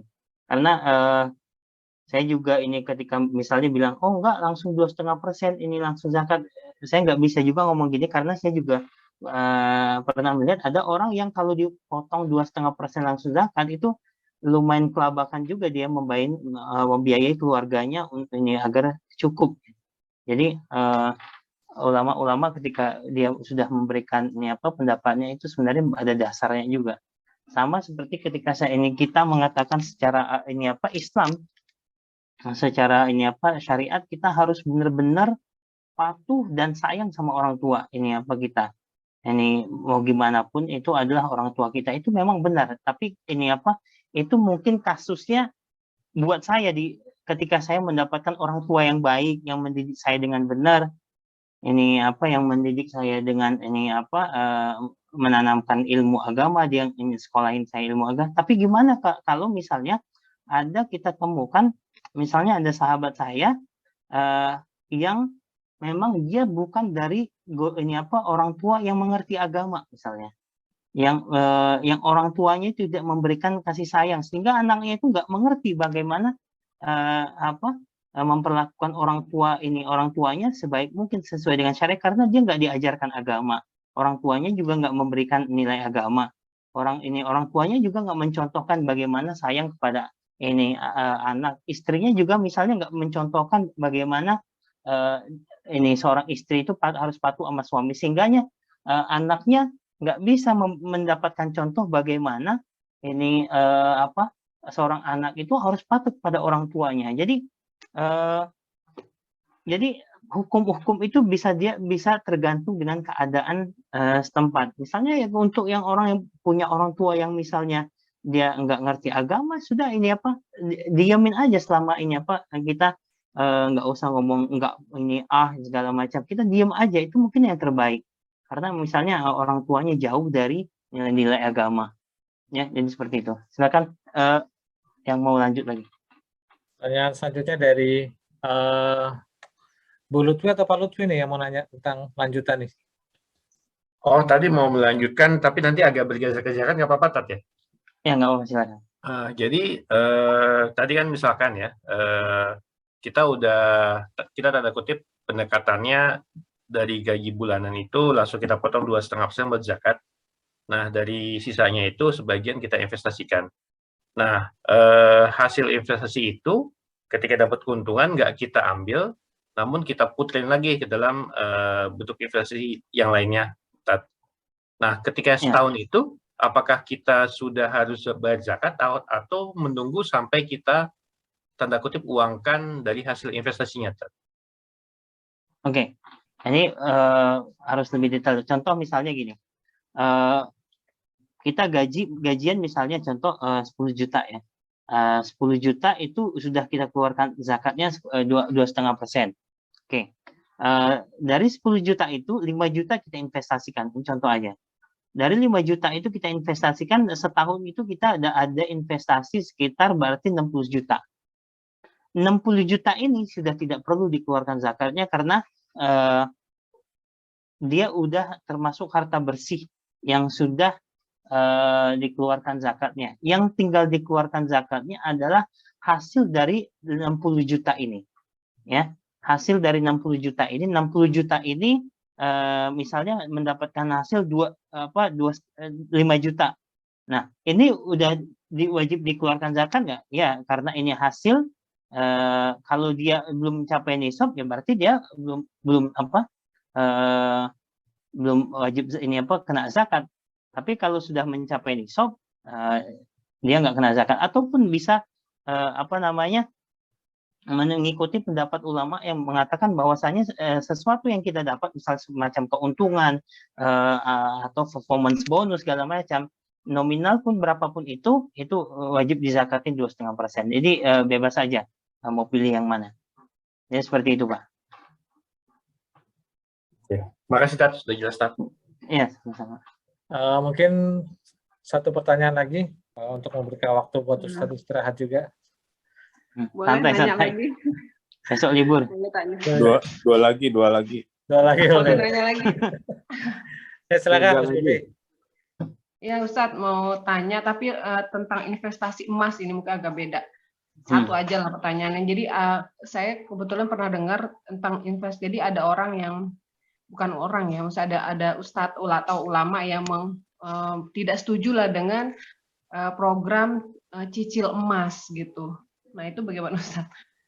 investasi dengan emas tapi dicicil gitu, nyicil, bayarnya nyicil, itu gimana? Ini bukan investasi beli emas sebenarnya. Iya, beli emas, betul. Kalau investasi itu apa namanya, lebih kepada apa namanya, hartanya itu masih diolah gitu.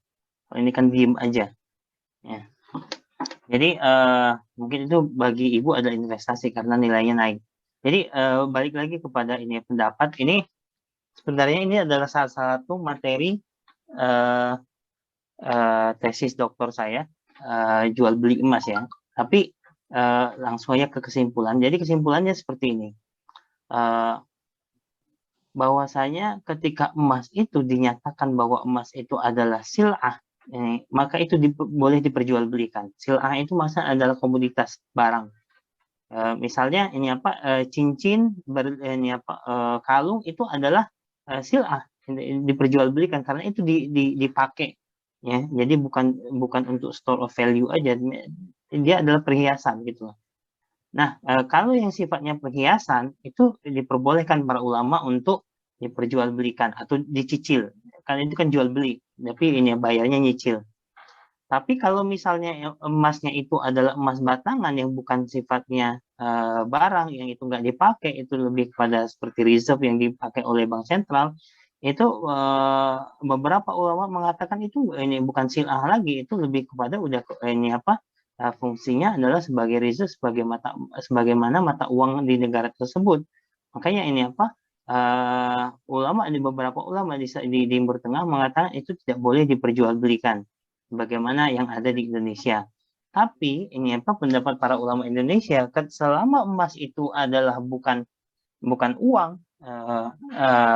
bukan yang di treatment sebagai uang sebagaimana ketika zaman dulu ketika misalnya 1970-an, maka ini emas batangan atau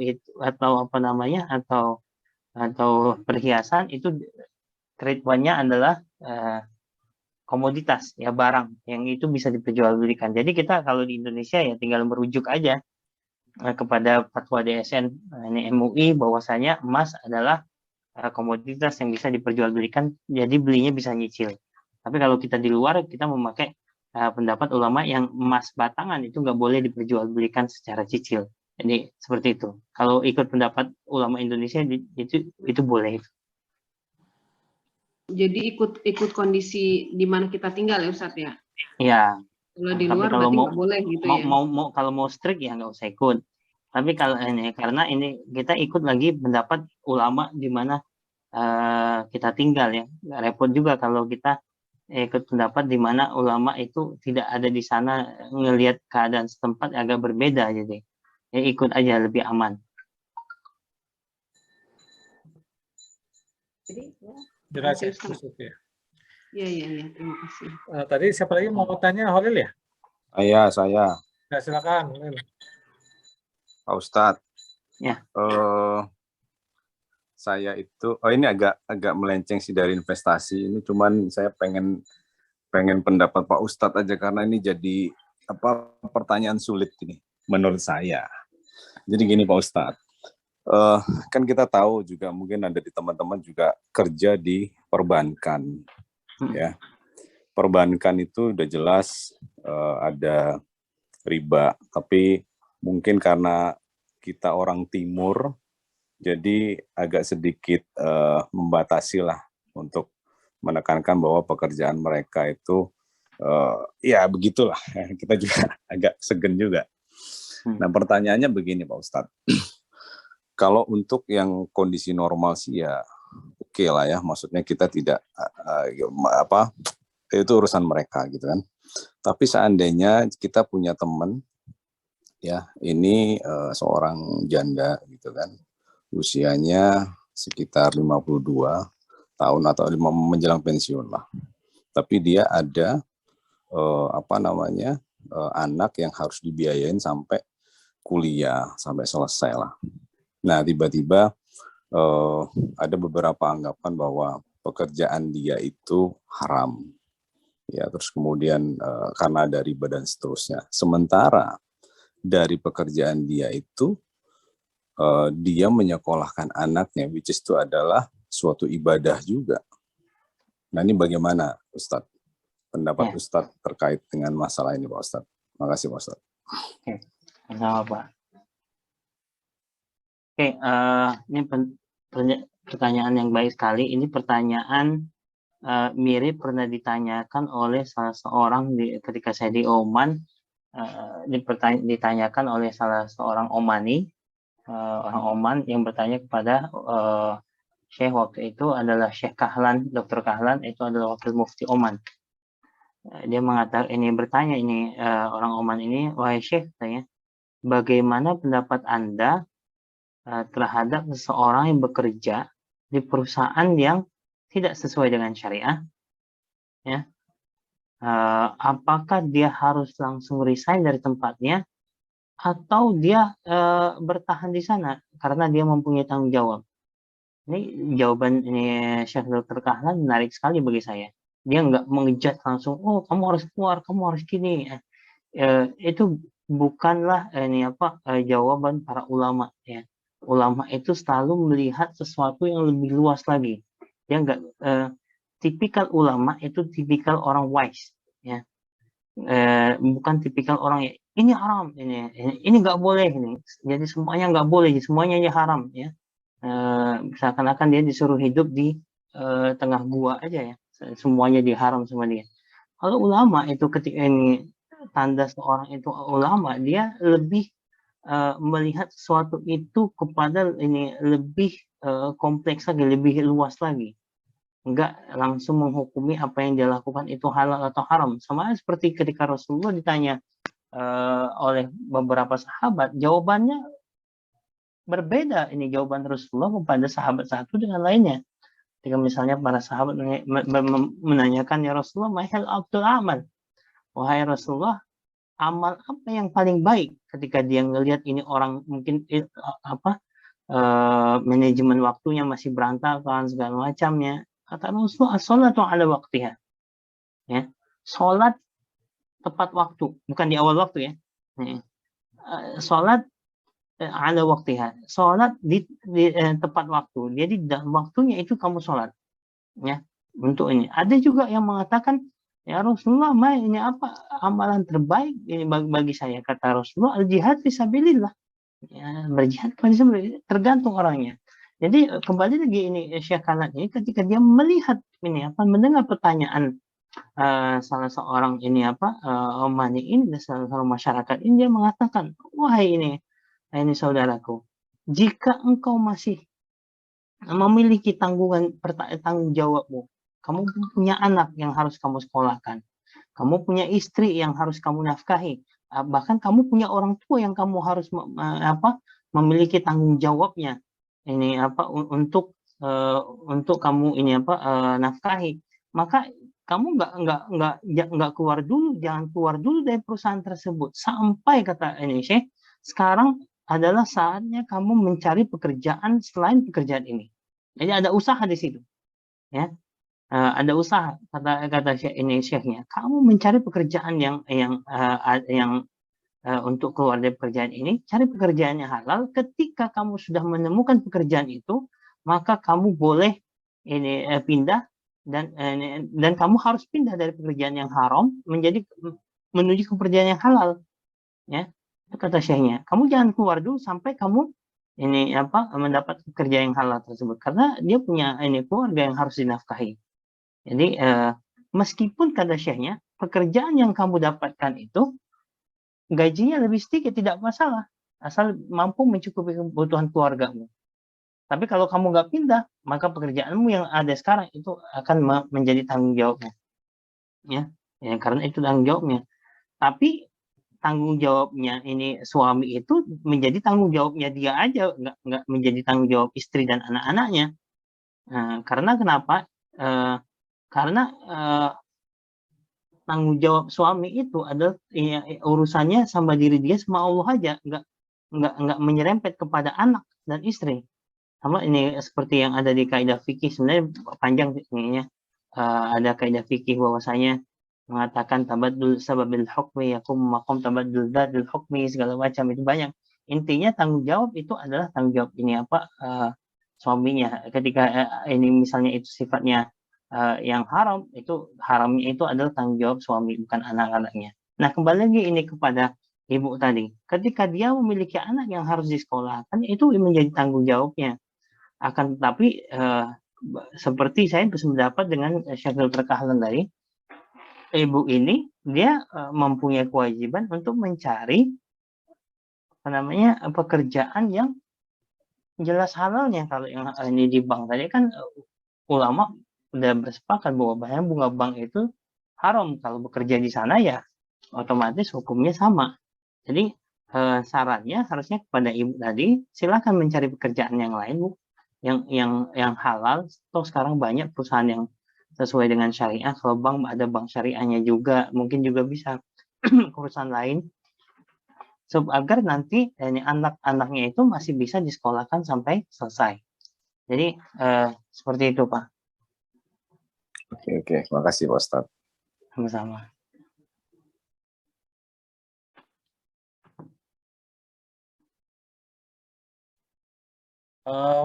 Ada lagi? Mungkin kalau nggak ada lagi kita cukupi dulu. Abdul Khalid, tadi kayaknya ada pertanyaan lain ya? Boleh, saya mau nanya nih. Satu pertanyaan lagi Ustadz ya, Bapak Ustadz ya? Ya, boleh. Silakan. Saya baru berapa tahun kali belajar tentang beberapa instrumen investasi kali ya. Mungkin tadi sudah dibahas tentang saham, reksadana dan yang lain. Mungkin banyaklah pembahasan tentang itu. Yang saya pengen discuss adalah, saya sih nyebutnya trading ya. Terutama tadi juga dibahas tentang jual beli emas ya. Apalagi sekarang ada istilahnya trading emas, trading gold ya, gold trading. Dimana saya sempat belajar, nyoba gitu loh, walaupun nggak besar-besar, tapi yang saya mau tanyakan sebenarnya lebih kepada hukum dasarnya trading itu apa, kemudian investasi dari trading yang ada saat ini kan kita tidak terlihat fisiknya, menggunakan server, dan kalau di saham kan kita beli saham, nilai saham kita ada walaupun nilainya kuantiti ada, tapi nilainya mungkin bisa naik bisa turun. Tapi kalau yang di trading yang saya pernah coba nyemplung, coba belajar, itu bisa aja modal kita tiba-tiba hangus, tiba-tiba mungkin ada istilahnya MC lah, habis-habisan gitu ya. Jadi kalau memang kita buy, kemudian kita berharap harganya naik, kemudian ternyata banyak yang turun, dan ini sepengetahuan saya walaupun ada server, ada broker dan yang lainnya, tapi saya melihatnya tidak terkontrol ya. Kalau memang tiba-tiba jatuh ya sudah, tiba-tiba uang kita hangus. Model seperti ini gimana, Tete? Ya. Oke, pertanyaannya ini menarik sekali. Memang ini bagaimana sih hukumnya trading ini? Yang jelas pertama, hukumnya jelas. Trading itu adalah jual beli ya. Wa halallahu al-bai'a wa harrama riba. Yang dibolehkan itu jual beli, trading itu. Nah, sekarang masalahnya adalah yang kita tradingkan itu adalah barang yang diperbolehkan atau enggak. Makanya balik lagi tadi. Kalau misalnya itu saham syariah, maka itu diperbolehkan. Meskipun misalnya kalau misalnya harganya lagi jatuh, tuh jatuhnya kan ke maksimum ke 50 perak atau 30 perak, tapi masih ada harganya. Yang sampai minus itu kan adalah orang yang melakukan leverage. Ya, dia ngutang sana sini atau melakukan short selling, dia pinjam barang orang dijual, ya itu yang nggak boleh. Ya, selama ini sesuai dengan aturan syariah, insya Allah nggak minus lah. Yang minus itu maksudnya minus dari capital yang kita investasikan. Itu adalah resiko dari jual beli, itu normal. Itu resiko itu pun diperbolehkan dalam syariah. Jadi itu simpulannya adalah diperbolehkan selama yang diperjualbelikan itu adalah saham syariah. Kecuali yang diperjualbelikan itu adalah forex yang nggak jelas asal usulnya ya, yang seperti yang kayak ini perdagangan berjangka ini ya, itu yang tidak diperbolehkan dalam syariah. Jadi seperti itu, Pak. Ini Ustaz, mungkin sedikit memperjelas yang pertanyaan Abdul Khalil ini adalah jual beli emas online yang tidak berfisik gitu, Ustaz. Jadi bukan saham, jadi emas, gold. Ada gold trading kalau ya, gold trading ya, betul. Jadi lebih ke mirip forex sih tadi, lebih mirip forex sih. Ya, gold trading itu sama seperti forex. Itu yang tidak diperbolehkan oleh para ulama karena yang dibeli itu bukan currency yang benar-benar currency USD, yang dibeli itu bukan emas yang betul-betul emas yang nggak jelas ini apa asal usulnya, nggak jelas fisiknya di mana. Nah, itu yang tidak diperbolehkan para ulama. Jadi ini yang disebut dengan ibu tadi bertanya dengan gharar. Ya, ini yang tidak diperbolehkan, jual beli gharar. Ini barangnya nggak jelas, yang diperjualbelikan itu nggak jelas. Ini yang dilarang oleh syariah. Mungkin sedikit saja mengenai yang tadi gold trading tersebut, walaupun mungkin beberapa perusahaan berjangka juga menyatakan ada dalilnya dan yang lainnya, tapi basically-nya untuk hukum trading tersebut, apakah memang sepakat mutlak semua ulama menyatakan itu haram atau memang sebenarnya masih ada khilafiyah ya? Tapi kalau saya coba nyemplung di sana kan nggak lama, sekitar sebulan 2 bulan saya coba pelajari. Oh ternyata memang saya melihat banyak sekali mudaratnya di situ sih. Jadi saya putuskan tidak bagus untuk melakukan investasi. Tapi basically dari hukum ulamanya sendiri, apakah memang ada khilafiyah atau memang sudah mutlak semuanya menyatakan itu haram? Sepanjang yang saya ketahui, seluruh ulama global tidak memperbolehkan forex dan gold trading yang sifatnya nggak jelas seperti itu ya. Memang ini saya juga punya pengalaman, ada yang menawarkan kepada saya untuk investasi di sini. Dia bilang ada suratnya, dia bawa surat veteran. Saya konfirmasi ke MUI Desen, beneran dia mengeluarkan yang seperti ini? Dia bilang enggak, itu bohong. Jadi ini strategi mereka bahwa mengatakan bahwasanya itu sesuai dengan syariah padahal enggak gitu. Jadi ini udah trik mereka ya. Jadi karena saya pernah ditawarin beberapa kali, jadi saya paham mereka mengatakan bahwa ini sesuai syariah, ada fatwanya. Tapi balik lagi, nggak ada sampai sekarang belum ada ulama yang membolehkan trading seperti itu, yang nggak jelas fisiknya. Itu karena itu jual beli gharar. Oke, terima kasih Ustaz. Saya juga merasakan sendiri sih banyak sekali mudaratnya di dalam investasi tersebut. Saya merasakan sendiri, jadi saya putuskan untuk out. Iya. Terima kasih Ustaz. Ya, itulah yang saya bilang seperti di awal sebelum kita bahas tadi. Kenapa ini ulama membatasi, melarang?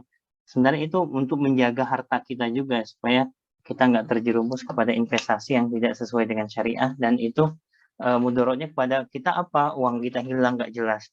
Seperti yang ujung-ujungnya seperti Ponzi scheme ya. Ketika orang udah nggak ada yang jual beli, harganya betul-betul hancur, bahkan nggak ada harganya.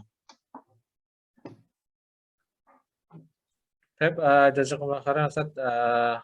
Sepertinya kita cukup dulu kajian malam ini karena juga Ustaz banyak aktivitas untuk memberikan waktu istirahat. Mudah-mudahan sesi malam ini bermanfaat. Insyaallah jazakumullah khairan Ustaz. Kita tutup dulu kajian malam ini. Mohon berkenan untuk menutup dengan doa Ustaz. Ya, insyaallah ini semoga ini sharingnya bermanfaat. Kita tutup. Subhanakallahumma wa bihamdika asyhadu an la ilaha illa anta astaghfiruka wa atubu ilaik. Assalamualaikum warahmatullahi wabarakatuh. Waalaikumsalam warahmatullahi wabarakatuh.